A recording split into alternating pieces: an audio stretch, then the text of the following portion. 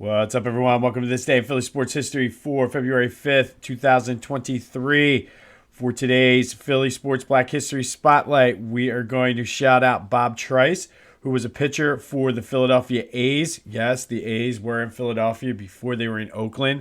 They actually went to Kansas City for a few years before they even ended up in Oakland. But Bob Trice was a pitcher. He started his career in the Negro Leagues for the Homestead Grays, who played out in the Pittsburgh area.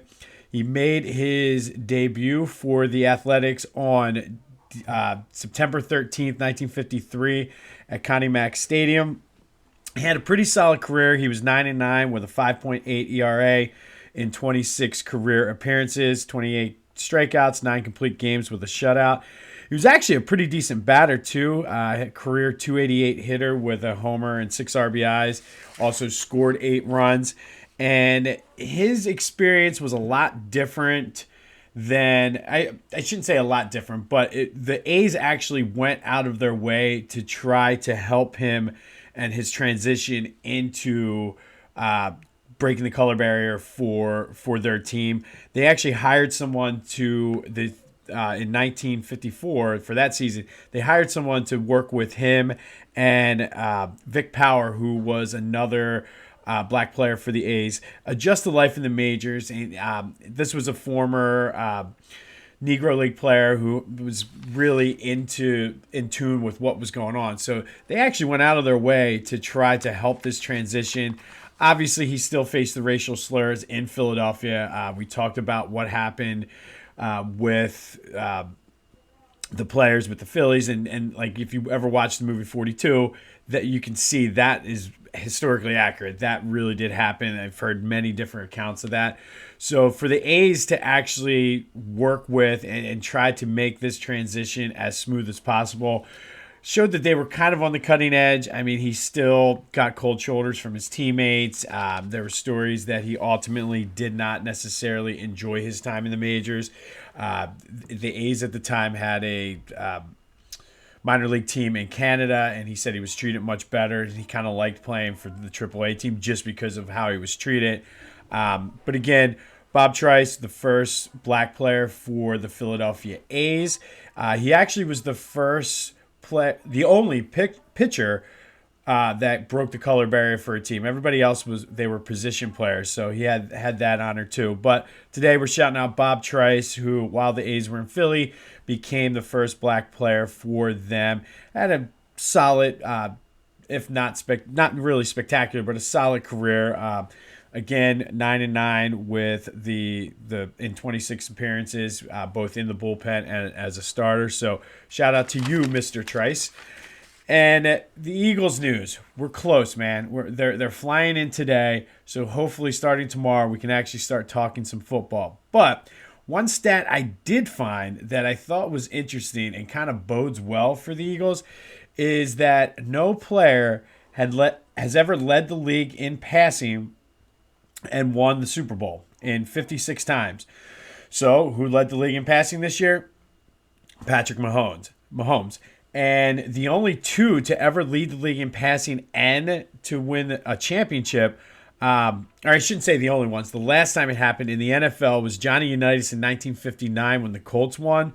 The last time it happened anywhere was George Blanda in 1961 for the Oilers in the AFL. So, I mean, and it's happened a few times. Dan Marino, Kurt Warner, Rich Gannon, Tom Brady twice, once against the Eagles in Super Bowl 52, and Peyton Manning all led the league in passing yards and then failed to win the Super Bowl. So I kind of like that stat, and with the way the defense is. So, and again, does it mean anything? No, because obviously each year is different, each circumstance is different, but it's a pretty decent sample size to say that, hey, this is a trend. But who knows? It means nothing. They're flying in tomorrow. Hopefully we're going to finally have some actual football to talk about instead of the Kelsey brothers, or I'm still hearing people bitch about the 49ers fans, and the Bengals are still pissed off. So it's time to focus on the game. Could not be happier that they fly in tonight. Everything starts tomorrow. But I thought that was, like I said, an interesting stat and does kind of bode well for the Eagles. Sixers are up in New York tonight to take on the Knicks. And then there's a big game down on North Broad.